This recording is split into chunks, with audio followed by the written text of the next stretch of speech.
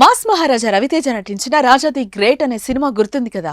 పుట్టుకతో అంధుడైన రవితేజ పోలీస్ కావాలనే తల్లి కోరికను తీర్చేందుకు చేసిన ప్రయత్నం, సాహసాలు సినిమాకే హైలైట్ గా నిలిచాయి. ఆ సినిమాలో అచ్చం నిజమైన అంధుడిగానే నటించిన రవితేజ ప్రేక్షకులను మెప్పించాడని చెప్పుకోవాలి. ఇప్పుడు అలాంటి కథే నిజ జీవితంలోనూ తారసపడింది.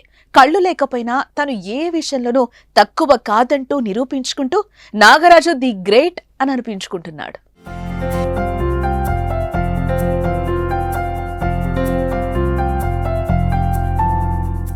ఖమ్మం జిల్లా కల్లూరు మండలం రావికంపాడు గ్రామానికి చెందిన వల్లెపోయిన నాగరాజు పుట్టుకతోనే అంధుడు.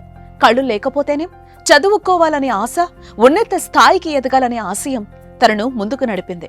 అనుకున్నట్లుగానే డిగ్రీ పూర్తి చేశాడు నాగరాజు.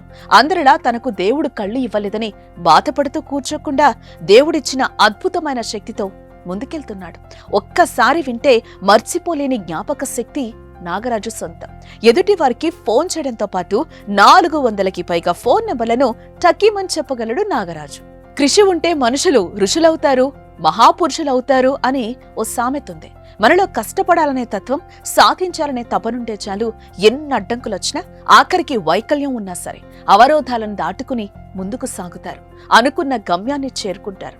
అదే కోబలోకి నాగరాజు కూడా వస్తాడు.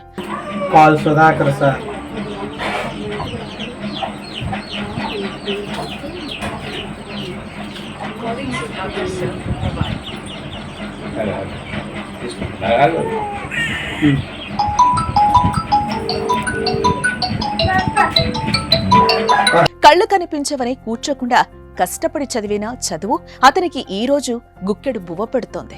ప్రస్తుతం నాగరాజు ఫోన్, టీవీ రీఛార్జ్లు చేస్తూ ఉంటాడు. కళ్ళు కనిపించకపోయినా ఎలాంటి పొరపాటు చేయకుండా రీఛార్జ్ చేయడంలో దిట్ట. ఇక గ్రామంలో కూలీల లెక్కలు, రైతులు మార్కెట్లో అమ్మిన పంట లెక్కలు తెలుసుకోవాలంటే వారందరూ నాగరాజు దగ్గరికి వస్తారంటే అర్థం చేసుకోవచ్చు కదా అతని టాలెంట్ ఏంటో. ప్రస్తుతం వికలాంగుల కోటాలో నాగరాజుకు 4,000 రూపాయల పింఛన్ వస్తుంది. వాటితోనే ఫోన్, టీవీలకు రీఛార్జ్లు చేస్తూ ఉంటాడు.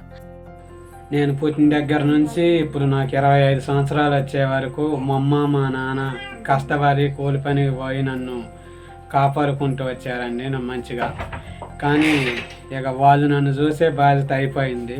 ఇక నేను వాళ్ళని చూసుకునే బాధ్యత వచ్చింది.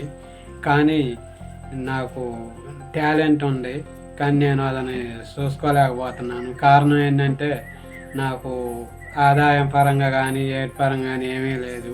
అందుకని గవర్నమెంట్ జాబు ఏదైనా సరే చిన్నపాటి జాబ్ ఇచ్చి నన్ను సంతోషంగా వాళ్ళని చూసుకునేలా చేయమని నేను గవర్నమెంట్ వారిని కోరుకుంటున్నాను. తనను చిన్నప్పటి నుంచి తల్లిదండ్రులు కంటికి రెప్పలా కాపాడారని, ఇక వారికి భారం కాకూడదని, తన టాలెంట్ ను ప్రభుత్వం గుర్తించి ఏదైనా ఉపాధి కల్పిస్తే రుణపడి ఉంటానని వేడుకుంటున్నాడు.